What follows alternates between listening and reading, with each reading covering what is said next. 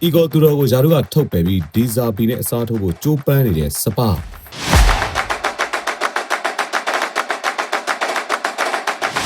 စပါအသင်းဟာရလက်စုတွေကြောင့်နီးပြ Igor Tudor နဲ့လမ်းခွဲခဲ့ပြီးနောက်မှာ Brighton နဲ့ Marseille နီးပြဟောင်းဒီဇာဘီကိုနီးပြတစ်ခန့်အပ်နိုင်ဖို့ကြိုးပမ်းနေပါတယ်။ဘောလုံးပွဲတွေကိုရော်စားမှန်ကန်စွာကစားခြင်းနဲ့မိတ်ဆွေတို့အတွက် Lucky မြတ်သူရ Football Service မှာ iBet 789နဲ့555 Mix တို့ကိုအကောင့်တစ် bonus တွေနဲ့စိတ်ကြိုက်ကစားလို့ရနေပါပြီ။စိတ်ဝင်စားလို့ကစားခြင်းတော့ Viber နံပါတ်39 600-233-113မှာလာရောက်ကစားဖို့ဖိတ်ခေါ်လိုက်ပါတယ်။ Igor Tudor ဟာအသင်းကိုနိုင်ပွဲတစ်ပွဲပဲရအောင်ဆွမ်းဆောင်နိုင်ခဲ့တဲ့အပြင်တန်းစင်းရနိုင်ခြင်းမြင့်တက်လာတာကြောင့်စပါးတာဝန်ရှိသူတွေဟာ Igor Tudor နဲ့ဆွေးနွေးပြီးနှစ်ဖက်သဘောတူလမ်းခွဲခဲ့တာဖြစ်တယ်လို့လည်းသတင်းတွေထွက်ပေါ်ခဲ့ပါတယ်။ Igor Tudor ဟာစပါးကိုကင်တွယ်ပြီး44ရက်အကြာမှာယာရုကထုတ်ပယ်ခံခဲ့ရတာပါ။စပါးတာဝန်ရှိသူတွေဟာပရီးမီးယားလိအတွေ့အကြုံရှိတဲ့အပြင် Brighton မှာရောမာဆေးမှာပါအရေးသွေးကောင်းတွေပြသခဲ့တဲ့ဒီဇာဘီကိုအမြဲတမ်းနှိပြအဖြစ်ခန့်အပ်ဖို့ကြိုးပမ်းနေတာပါ။စပါးပရိသတ်တွေကတော့စိတ်မထင်သလိုကိုထင်ရပဲလှုပ်တတ်တဲ့အပြုတ်မှုတွေကြောင့်မာဆေးနဲ့လမ်းခွဲထားတဲ့ဒီဇာဘီကိုအမြဲတမ်းနှိပြခန့်အပ်မှာကိုကန့်ကွက်မှုတွေလှုပ်ဆောင်နေကြပါတယ်။